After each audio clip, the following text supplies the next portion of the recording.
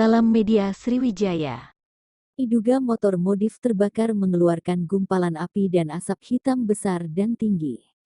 Sempat viral video yang beredar di sosmed di Salah SPBU Lubuk Linggau. Informasi yang didapat pemilik dari SPBU Wali Kota Lubuk Linggau nyaris ludes terbakar, Senin 9/1, sekitar pukul 13.30 waktu Indonesia Barat.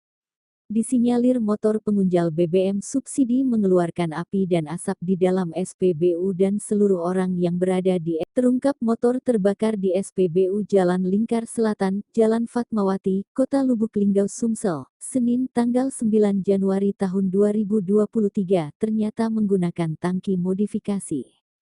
Hingga kini polisi masih mengejar pemilik motor Suzuki Thunder yang terbakar tersebut usai motor ditinggalkan di semak-semak.